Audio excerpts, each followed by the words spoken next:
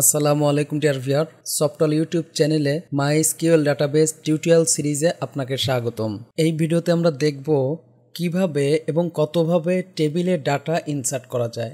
পূর্বের ভিডিওতে আমরা দেখেছি যে কিভাবে এবং কতভাবে ডাটাবেজের ভিতরে টেবিল তৈরি করা যায়। তো চলুন শুরু করা যাক। শুরুতেই আমি জাম্প কন্ট্রোল প্যানেলের অ্যাপাচি এবং মাইএসকিউএল স্টার্ট করে নিলাম এবং মাইএসকিউএল বরাবর অ্যাডমিনে ক্লিক করে ডাটাবেজে প্রবেশ করলাম। তো পূর্বের ভিডিওগুলোতে আমি বেশ ডাটাবেজ তৈরি করছি। ডাটাবেজের নাম ছিল সফটওয়্যার, আর এখানে দুটি টেবিল ছিল। তো আমরা এমপ্লয়ি টেবিলে ডাটা প্রবেশ করাবো। তো আমরা ডাটা অনেকভাবে প্রবেশ করাবো। কিছু ডাটা আমরা এসকিউএল কমান্ডের মাধ্যমে প্রবেশ করাবো এবং কিছু ডাটা আমরা ম্যানুয়ালি প্রবেশ করাবো। মূলত সফটওয়্যার ডেভেলপ করার সময় এসকিউএল কমান্ডই ইউজ হয়ে থাকে। তো শুরুতে আমরা এসকিউএল কমান্ড দেখব। এর জন্য আমরা এই যে আমি হোমে ক্লিক করে আমাদের ডাটাবেস সফটওয়্যার সিলেক্ট করলাম। এই যে দেখুন সফটওয়্যার চলে আসছে। এরপরে এসকিউএলে ক্লিক করলাম। তো তার আগে আমরা আরও একটা কাজ করে নিতে পারি, যে সফটওয়্যারে ক্লিক করার পরে যেই টেবিলে আমি ডাটা প্রবেশ করাতে চাই ওই টেবিলটাতে যদি ক্লিক করি, এরপরে যদি আমরা এসকিউএলে ক্লিক করি, খেয়াল করুন সফটওয়্যার এমপ্লয় এই যে ডান সাইডে আমরা টেবিলের ফিল্ডগুলো দেখতে পাবো। এছাড়াও আমরা এখানে কমান্ড দিয়ে টেবিলের ফিল্ডগুলো দেখতে পাবো। তো কমান্ড হলো ডেসক্রাইব এমপ্লয়। এই যে এখন যদি আমরা গো দেই তাহলে আমরা দেখতে পাবো যে আমার এই টেবিলে কি কি ফিল্ড আছে। এই যে দেখুন বিস্তারিত এখানে আমার কিন্তু দেখাচ্ছে ID, name, age, gender, designation, salary. আমরা আরেকভাবে এই ফিল্ডগুলো দেখতে পাই, সেটা হলো শো কলামস ফ্রম এমপ্লয়, অর্থাৎ টেবিলের নাম। আচ্ছা খেয়াল করুন, আমরা বারবার এখানে গো দেওয়ার পরে আমার এই কুইরি বক্সটি চলে যাচ্ছে। তো কুইরি বক্সকে যদি আমরা এখানে স্টেবল রাখতে চাই তাহলে আমরা যেই কাজটি করব, এই যে এখানে রিটেইন কুইরি বক্সে ক্লিক করব। তাহলে আমার এই কুইরি সহ কুইরি বক্স থেকে যাবে। এইগুলোকে বলা হয় এসকিউএল কুয়েরি, অর্থাৎ এসকিউএল বলতে বোঝায় স্ট্রাকচার্ড কোয়েরি ল্যাঙ্গুয়েজ। তাহলে এগুলোকে বলা হয় কোয়েরি। তো এই যে আমি এখানে টিক চিহ্ন দিয়ে এখন যদি গো দেই, খেয়াল করুন নিচে আমার এগুলো আসবে এবং এই বক্সটা থেকে যাবে। তো আমরা তো দেখে ফেললাম যে আমার টেবিলে কি কি ফিল্ড আছে। তো আপাতত আমি রিটেইন কুইরি বক্স রাখলাম না, জাস্ট গো দিলাম। এই যে খেয়াল করুন ID, name, age, gender, designation, salary. তো আমরা দুইভাবে দেখলাম যে আমাদের এই টেবিলের স্ট্রাকচার দেখা যায়। আরেকভাবে দেখা যায় আমরা এখানে এমপ্লয় টেবিলে ক্লিক করলে জাস্ট ফিল্ডগুলোর নাম দেখতে পাবো, আর যদি স্ট্রাকচারে ক্লিক করি এক্ষেত্রে আমরা টেবিলের স্ট্রাকচার দেখতে পাবো। ওকে, তো আমরা এখন ডাটা ইনসার্ট করি। এসকিউএলে ক্লিক করলাম, এরপরে আমরা এখানে টাইপ করব ইনসার্ট। ওকে, এরপরে আমরা টাইপ করব ইনটু। এরপরে আমাদের টেবিলের নাম এমপ্লয়, যে আমি এমপ্লয় দিলাম। এরপরে আমাদের যেই টেবিলের ফিল্ডগুলো আছে, যেই ফিল্ডে আমি ডাটা প্রবেশ করাতে চাই সেই ফিল্ডের নাম আমরা এখানে দিয়ে দিব। তো আমরা এই যে দেখুন আইডি, নেম, এজ, ডেজিগনেশন, আমরা এই পাশ থেকে দেখে এখানে আমরা কি করতে পারি, এই নামগুলো টাইপ করতে পারি। আইডি, নেম, এজ, আমাদের কমা দিয়ে অবশ্যই সেপারেট করতে হবে, ডেজিগনেশন, তারপর আমরা নেব স্যালারি। দেখুন এক্ষেত্রে কিন্তু আমাদের সাজেশানে চলে আসতেছে। এরপরে আমরা বলবো ভ্যালুস। ওকে, ভ্যালুস। তো ভ্যালুসের ভিতরে মূলত এইগুলোর নাম আমরা ক্রমানুসারে দিয়ে দিব, অর্থাৎ আইডির নাম, আইডির মান প্রথম, তারপরে নেম, তারপরে এজ, এইভাবে আমরা এখানে দিয়ে দিব। তো আইডি আমরা ব্ল্যাঙ্কস রাখবো, কারণ আইডি আমাদের অটো ইনক্রিমেন্ট আছে। আমি প্রয়োজনে এটাকে Ctrl+C কপি করে আমরা আরও একবার দেখাচ্ছি। এই যে খেয়াল করুন আইডি কিন্তু আমাদের অটো ইনক্রিমেন্ট দেওয়া আছে, অর্থাৎ আইডি অটোমেটিক বৃদ্ধি পাবে একের পর এক। এক্ষেত্রে আমাদের এখানে মান দিতে হবে না। আমি আবার এসকিউএলে ক্লিক করে Ctrl+V দিলাম।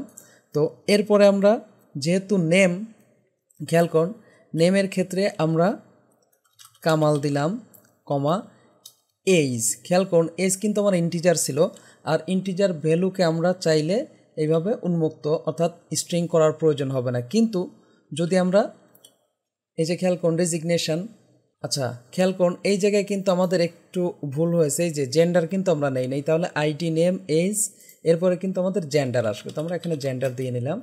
তো তাহলে শুরুতেই কামালের পরে এজের পরে আমাদের জেন্ডার আসবে, আমরা বললাম মেল, তারপরে কমা দিয়ে ডেজিগনেশন আমরা বললাম ম্যানেজার, এরপরে স্যালারি আমরা বললাম 25,000।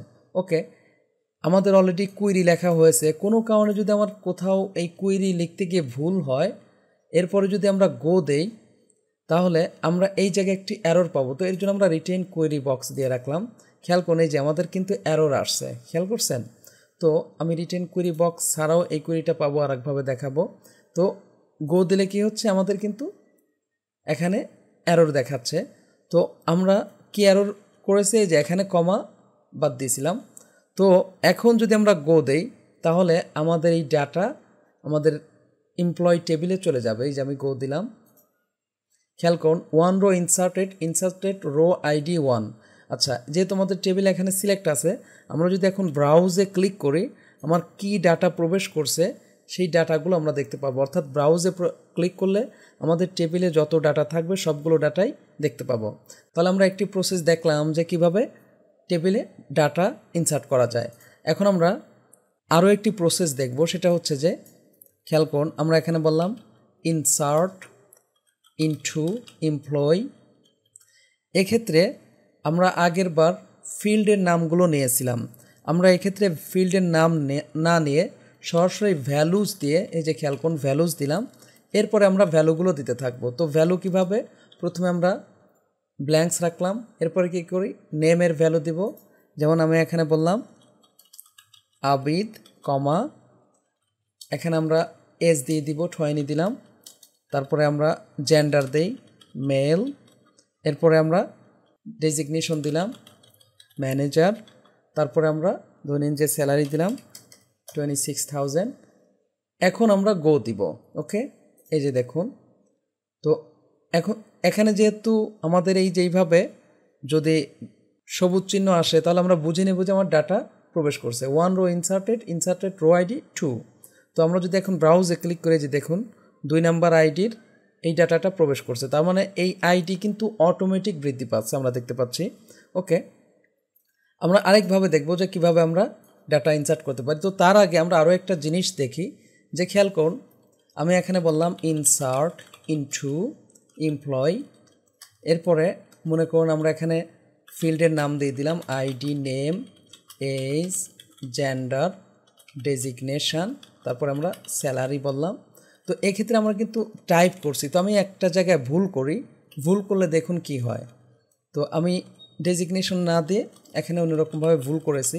আমরা এখানে ভ্যালুজ হিসাবে ধরে নিন যে আবার কামালি দিলাম, প্রথমে আমরা আইডি দিয়ে দিব কমা, তারপরে কামাল 23 আমরা বললাম। এখানে ডাবল বা সিঙ্গেল কোটেশন আমরা দিতে পারবো, তো সিঙ্গেলে আমরা ইউজ করছি মেল, তারপরে ডেজিগনেশন আমরা বললাম ম্যানেজার। দেখুন আমরা কিন্তু সব কিছুই ঠিক দিছি, জাস্ট একটা জায়গায় কি করছি খেয়াল করুন, এই যে এখানে এই যে স্পেলিং ছিল সেই স্পেলিং কিন্তু ঠিক নেই। এখন যদি আমরা গো দেই তাহলে আমাদের কিন্তু এই যে এরর আসবে, ইনসার্ট ইনটু এই যে বলতেছে আননোন কলাম ডেজিগনেশন, যে ডেজিগনেশন হয়েছে সে কিন্তু বলে দিচ্ছে যে এই কলামটি এই টেবিলে নেই। তো আমি এখানে দৈনিন যেটা ঠিক করে দিলাম। একইভাবে এই জায়গায় একটু ভুল করি, দৈনিন যে আমি এইভাবে লিখলাম, গো দিচ্ছি, তাহলে আমাদের এই যে নিচে দেখাচ্ছে unknown column gender in field list, তার মানে আমরা যে ভুল করছি বা ভুল হয়েছে এর কারণে ডাটা প্রবেশ করছে না।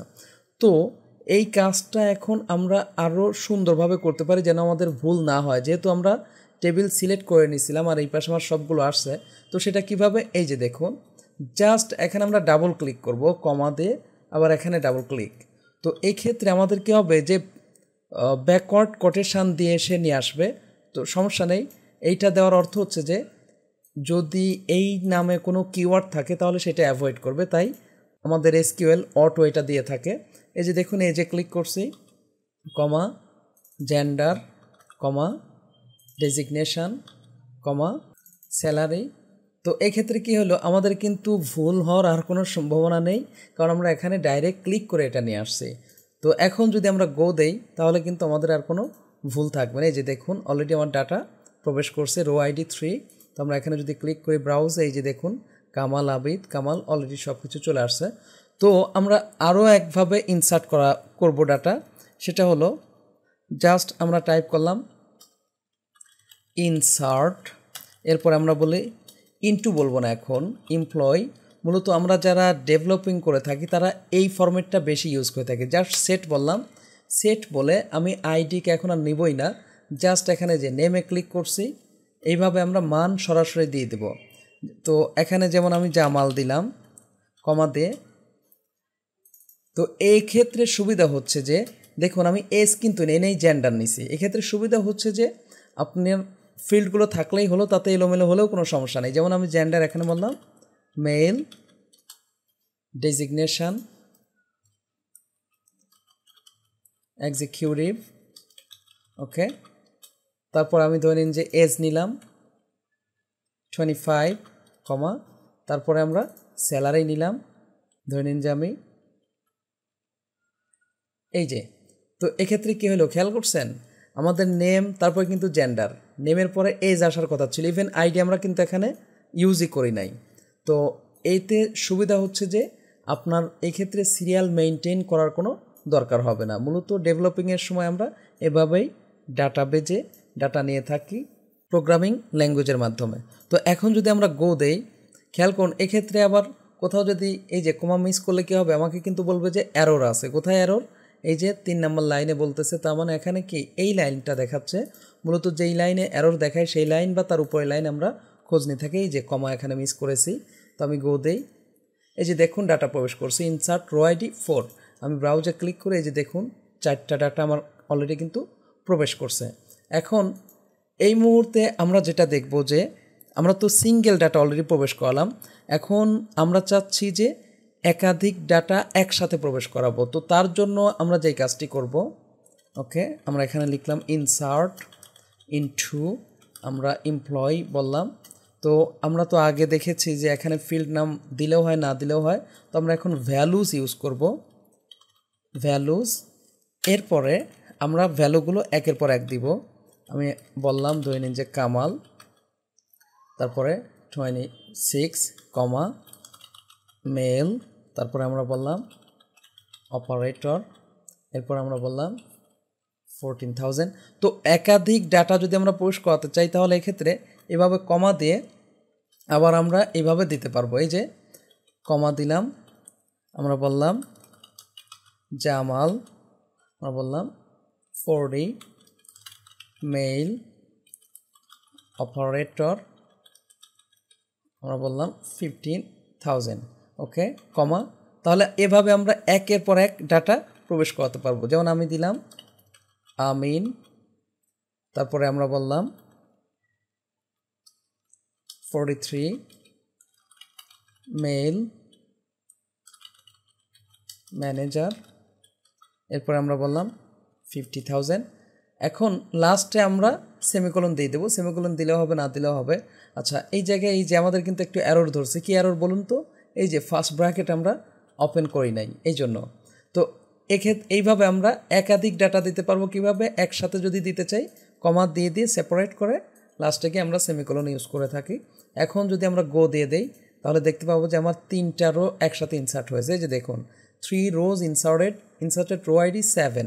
তো এখন যদি অর্থাৎ লাস্ট ডেটটা দেখাচ্ছে, এখন যদি আমরা ব্রাউজে ক্লিক করে যে 1 to 7 আমাদের ডাটা প্রবেশ করছে। তো এই হলো এসকিউএল কমান্ডের মাধ্যমে ডাটা প্রবেশ করানোর সিস্টেম। এখন আমরা দেখব যে কিভাবে ম্যানুয়ালি আমরা ডাটা প্রবেশ করাতে পারি। খেয়াল করুন, আমরা তো জানি যে সফটল সিলেক্ট করে তারপরে টেবিল সিলেক্ট করতে হবে। এরপরে আমরা ইনসার্টে ক্লিক করব। এই যে ইনসার্টে ক্লিক করার পর আমাদের এখানে 2টি ডাটা প্রবেশ করানোর অপশন আসবে একসাথে।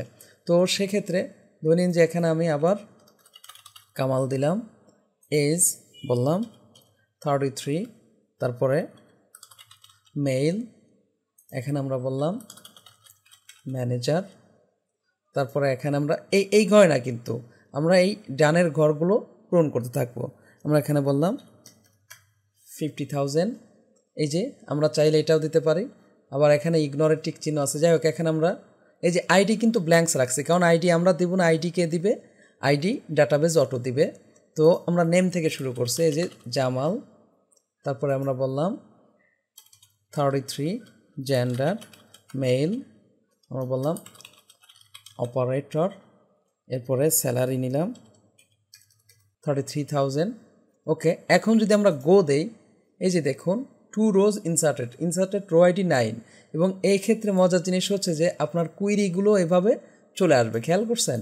তো এইগুলোতে নাল সে লিখে রাখছে, তার মানে এইগুলো তো আমরা দেই নাই, অটো ডাটা প্রবেশ করবে। এই যে ব্রাউজ আমরা যদি এখন ক্লিক করি, এই যে দেখুন অলরেডি কামাল জামাল আসছে। আচ্ছা, আমি এখানে একই নাম বারবার নিয়েছি, মূলত পরবর্তী টিউটোরিয়ালে আমরা দেখব যে কিভাবে এসকিউএল কমান্ড বা ম্যানুয়ালি এই ডাটাগুলো আপডেট করা যায় সেই বিষয়গুলো। আমরা এই টিউটোরিয়ালে দেখলাম যে কিভাবে ডাটা ইনসার্ট করা যায়। যদি ভিডিওটি ভালো লেগে থাকে প্লিজ লাইক করবেন এবং কমেন্ট করে আপনার অনুভূতি জানাবেন। চ্যানেলটি সাবস্ক্রাইব করে না থাকেন প্লিজ সাবস্ক্রাইব করবেন। পরবর্তী ভিডিওতে দেখা হচ্ছে। আল্লাহ হাফেজ।